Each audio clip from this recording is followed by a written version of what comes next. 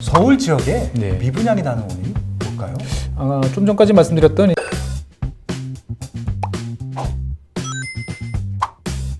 안녕하십니까. 더 리서치 그룹 부동산 조사 연구소 김학렬 소장입니다. 안녕하세요. 법무법인 율촌의 최준영 전문위원입니다. 네, 잘 지내셨어요? 안녕하세요.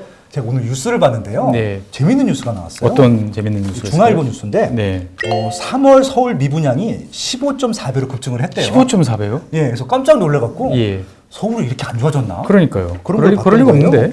제가 기사를 봤더니 예. 지난달까지 미분양 주택 수가 50가구였는데 예. 갑자기 15.4배인 770가구 늘었다는 거예요. 15배 맞군요, 보면은. 네. 뭐 서울 1000만 인구에서 710가구 정도면 많은 건가요? 적은 건가요? 일단 뭐 숫자상으로 보면은 무겁죠. 이제 그래프를 그려보면 아마 꽤 탁탁 튀는 이제 네. 이런 모습이 나올 텐데. 네. 글쎄, 이걸 가지고 이제 폭증이라고 하기는 좀 그렇죠. 근데 그럼에도 불구하고 서울의 경쟁률이 높거나 네. 이슈가 되거나 그런 현상은 좀 줄어든 것 같긴 하더라고요. 예. 그래서 이제 기사가 발표가 되면은 뭐 미분양이 났다. 다시 또 청약이 됐다. 완판됐다. 번갈아가면서 나오더라고요. 그래서 예. 한번 서울에 있는 분양 시장이 어떤지 한번 짚고 넘어가야 될 것 같아서 그 예. 부분을 좀 여쭙고 싶습니다. 지금 서울의 미분양이 좀 늘어난 건 사실인 것 같긴 해요. 사실은 이제 2번 연달아 나왔던 네. 것 같아요. 그러다 보니까 네. 이게 더 많은 분들이 관심이 있으신 것 그리고 이제 같습니다. 오해를 하시는 부분도 있고요. 헷갈려 네. 하시는 부분도 있고 이걸 어떻게 생각해야 되는지 그렇죠. 판단이 좀 애매하신 것 같아요. 맞습니다. 지난번에 광진구에서 한번 이제 미분양이 났었죠. 보면은 이편에서 그랜드 파크가 예, 있죠. 그랜드 네. 파크가 났었죠. 네. 지금도 아마 아직까지 다 해소가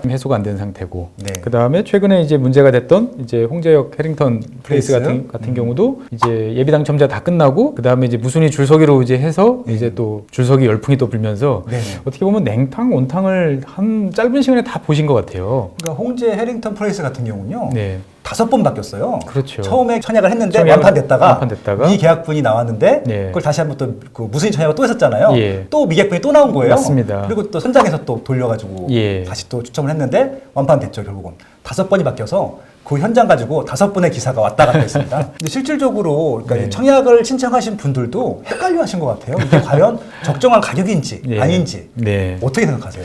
사실은 느낌으로 숫자만 딱 듣고 봤을 때는 네. 세다. 저는 첫 번째 그런 생각이 좀 들었어요. 네네. 제가 이제 뭐 홍제동을 무시해서 그런 게 아니고 예. 그 지역이 가지고 있는 기존의 가치라든지 사람들이 편하게 받아들일 수 있는 선보다 좀 많이 높았다라는 생각이 좀 들더라고요. 한번 직방 앱을 통해서 그럴까요? 시세 잠깐 확인을 해보겠습니다. 예. 지금 2021년 12월 입주 예정이고요. 1116세대를 분양하는데 네. 분양가가 4억 1000에서 10억 5천. 물론 평형대도 다르긴 하겠지만 그렇죠. 평당 가격이 2,594만 원이에요. 평균. 예. 근데 보니까 서대문의 최근 2년 내 평균 분양가가 1,500만 원이었었거든요. 그렇죠. 기존 주택에 비하면 엄청 비싸죠. 근데 예. 이제 또 그 밑에 줄을 보면 또 재밌습니다. 또 보면은 네네. 최근 2년 입주 아파트 시세로 보면은 그러니까 최근에 들어온 신축 아파트 시세를 그렇죠. 보면은 2,500만 원 정도 돼요. 네. 2,550만 원 정도 되니까 거의 기존의 신축 아파트 시세랑 붙여서 이제 분양가를 책정을 하신 거죠. 보면은. 그러니까 이 조합과 건설사가 아마 네. 기존의 입주 아파트 시세로 분양가를 책정했던 것들인데 네. 신규 분양을 받으려는 분들한테는 이 가격이 조금 높다라고 판단이 그렇죠. 되는 보통은 거죠. 이제 신규로 청약을 들어가시는 분들은 기존의 그 시세보다는 조금 낮다, 네. 낮아야 된다라는 이런 생각들을 많이들 하시죠. 보면은. 그렇죠. 그래야 이제 내가 어떤 뭔가를 베팅을 할 만한 가치가 있다 이렇게 보시는데 이 눈치 싸움 끝에 이제 어떻게 보면은 초반에는 사업 시행자분들이 좀 많이 썼다 이런 네. 생각이 들다가 결론은 완판이 됐으니까 그런 판단이 맞았나 이런 생각이 좀 드는 네. 여러 가지 생각하게 하는 지역인 것 같아요. 그래서 이 단지 하나로 네. 부동산 공부가 굉장히 많이 됐던 것 같아요. 사람들이 가격을 어떻게 받아들이는지에 대해서. 예. 그러네요. 그리고 아까 이제 무순위 청약이라는 말씀을 해주셨는데 네네. 무순위 청약이 좀 정리해 주시면 좋을 것 같아요. 근데 이제 쉽게 말씀드리면 대부분의 경우에는 이제 1순위 청약 당해 지역에서 이제 공급이 끝나는 경우들이 많습니다. 그래서 1순위가 되시는 분들은 이제 뭐 청약 통장을 이제 얼마 이상 집어넣고 그다음 가점 따져가지고 이렇게 되는데 1순위에서 안 되면 그 자격 조건에 안 되시는 2순위로 넘어가죠. 근데 1순위, 2순위에서도 만약에 다 끝나지 않았다. 그러면은 이 남은 주택들은 어떻게 될까요? 어떻게든 팔아야 될 텐데. 어떻게든 팔아야 될 텐데 다시 네. 공고를 내서 하자니 그 자체가 또 네. 이제 힘든 일이다 보니까 그렇죠. 그럴 경우를 대비해서 이제 예비 당첨자들을 미리 이제 원래 섭외를 해놓습니다. 네. 이 지역에다가 혹시라도 미분양이 나면은 저한테 연락 주세요라고 이제 계약을 하는 거죠. 그러면 네. 1순위 당첨자, 2순위 당첨자들이 가서 계약서를 쓰는데 어떤 분들은 자격이 안 되시는 분들이 있고 어떤 분들은 돈이 없어서 안 하시는 분들이 있고 그래서 미계약분이 나오면은 이 예비 당첨자라고 계시는 분들한테 먼저 연락이 가죠. 이제 보면은 그렇죠. 예, 가서 연락 오세요. 그러면 가서 기쁜 마음으로 가서 계약을 하면 되는데 여기서도 안 끝나는 경우들이 이제 생긴다는 거죠. 요즘에 보면. 그러면은 이제 통상의 경우에 이제 뭐 인터넷이나 이런 네. 공고를 통해 가지고 언제부터 언제까지 매체에 대해서 우리가 선착순으로 이제 하겠습니다. 근데 네. 이제 선착순으로 하면은 너무 또 무질서한 또 싸움이 되다 보니까 이제 언제까지 오시는 분들을 대상으로 추첨으로 네. 이제 해드리겠습니다. 이렇게 이제 경하는 경우들이 많습니다. 네, 요즘은 아예 그 무순위 청약자도 미리 신청을 받더라고요. 그렇죠. 무순위 바로 하기 위해서. 예, 맞습니다. 네. 보면은 그러니까 오히려 이렇게 가점이 낮은 좀 젊은 층들한테 되게 유리한 제도인 것 같아요. 비용을 조달할 수만 있으면 한 네. 번씩 뭐 다 빼놓지 않고 네. 예비 당첨 그 신청을 한번 해보시는 것도 좋을 것 같습니다. 네, 무순위 계약 이렇게 좀 활용해 보시면 예, 좋을 것 같습니다. 서울 지역에 네. 미분양이 나는 원인이 뭘까요? 좀 전까지 말씀드렸던 이제 분양가가 상당히 애매하다. 분양가가 예. 그러니까 좀 이게 높다라고 판단하시는 분이 생겼다는 말씀이시죠? 그렇죠. 이게 네. 과연 적당할까? 그런 느낌이 이제 많이 드시는 것 같고요. 그 분양가에 대한 논란. 예. 네, 그다음에 두 번째로는 무엇보다도 이제 돈이 말랐죠. 돈 주머니가. 그렇죠. 예, 정부가 이제 대출 규제를 확실하게 이제 하고 지금도 전혀 완화될 기미는 없을 것 같아요. 당분간은. 일단은 9억 원 이상은 안 되고 기존에 다른 대출이 있는 분들도 안 되고. 예, DSR 뭐 해가지고 기존의 마이너스 통장이라든지 저기 예금 담보까지도 다 이제 털어가지고 네. 종합적으로 이제 상환 능력을 보겠다라는 게 일관된 정부의 입장이다 보니까 과거 같으면은 이제 70% 시절에는 내가 충분히 그래 그 정도 내가 감당해서 할 수 있어라고 했던 분들이 지금은 시장에서 다 탈락을 해버렸어요. 그렇죠. 예, 40%밖에 안 되다 보니까 내가 60% 갖고 있어야 되는데 그런 분들은 이제 좋지만 그렇지 않은 분들은 시장에서 많이 탈락하다 보니까 구매 동력이 이제 많이 약해진 이제 그런 상황이 있는 것 같고요. 예, 또 있을까요? 그다음에 마지막으로 이거는 이제 직접적인 연관이라기보다는 이제 네. 시장의 어떤 수요를 간접적으로 좀 제약하는 것 같은데 이제 최근 들어서 이제 정부가 이제 지난 시간에 말씀드렸던 3기 신도시 계획을 이제 하면서 30만 호 공급 계획 발표를 이제 만료를 했죠. 일단 물량이 많긴 많죠. 예, 물량도 많고 네. 그 다음에 이제 여러 가지 이제 교통망 대책에 대해서 정부가 이제 과거와는 다른 이제 강한 톤으로 이제 이야기를 하다 보니까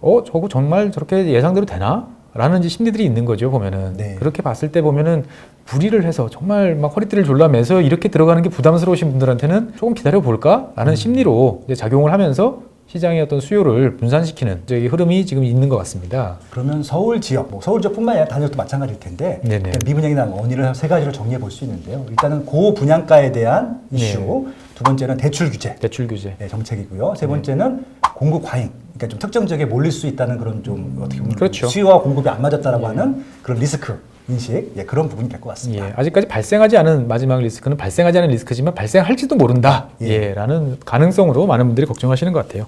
지금까지 다양한 말씀을 나눠봤는데요. 네. 서울 미분양 갖고도 이렇게 할 얘기가 많았네요. 네. 미분양이 또 미분양만의 의미는 아니었었고 우리가 또 그런 기회 요소로 활용할 부분이 많았기 때문에 그런 부분들을 좀 정리하고 넘어가면 좋을 것 같은데. 빠숑님이 생각하시기에는 네. 최근에 이제 실수요자에게 이제 여러 말씀들을 많이 해주셨는데, 네. 예, 이거를 한 3가지 정도로 딱 정리한다. 제가요? 예. 이참에 또 한번 실력 발휘해 보셔야 되지 않겠습니까? 네. 일단은 저는 일자리가 제일 중요하다고 생각을 일자리요? 해요. 예, 네. 그래서 일자리까지 갈 수 있는 교통망이 확보된 지역들. 서울이면 더 좋고요. 서울이 아니어도 경기권이라 하더라도 그런 양질의 일자리 지역과 빨리 갈 수 있는 교통망이 있는 지역이면 좋겠다라고 네. 좀 첫 번째로 첫 번째는 제안드리고 싶고요. 교통망, 무조건 교통망이군요. 두 번째는 현재 사더라도 결국은 이제 5년 후, 10년 후에 매도를 하게 될 텐데 그렇죠. 그 매도할 시점에 산 시점보다는 시세가 좀 올라가 있으면 좋겠습니다. 네. 아주 쓰는 말로 미래 가치가 있는 미래 지역들, 가치를. 시세가 올라갈 수 있는 발전 가능성이 있는 그런 지역들, 그런 단지 선택하자라고 제안드리고 싶네요. 많이 어렵습니다. 그리고 이제 이런 것들을 다 체크할 수는 없잖아요. 아마 네네. 이런 것들이 확정된 지역들은 대부분 비쌀 거예요. 그렇죠. 그래서 이제 자기가 가능한 경제 범위를 좀 선정해야 될 것 같고요. 그 네네. 경제적인 범위 안에서 네. 우선순위를 좀 정해야 될 것 같아요. 내한테 뭐가 제일 중요하다. 그러니까 나는 지금 내가 투자할 돈이 중요한지 아니면 실거주 목적이 중요한지 애들 교육 환경이 중요한지 뭐 이런 것들을 고려했을 때 우선순위를 정한 다음에 네. 그리고 선정을 해야 될 것 선정을 같습니다.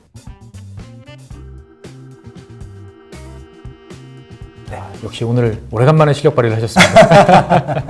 오늘 네. 서울시 미분양 가지고요. 네. 굉장히 많은 얘기를 해주셨는데 네. 한 줄로 정리해 주시죠. 한 줄, 혼돈의 시장, 차분하게 지켜봅시다. 이렇게 말씀드리고 싶습니다. 네. 저는 오히려 서울 미분양 때문에 기회가 더 생긴 거라고 생각합니다. 그럼 또- 기회를 노려봅시다. 오늘 여기까지 마무리할까요? 네, 그러시죠. 예, 고맙습니다. 감사합니다.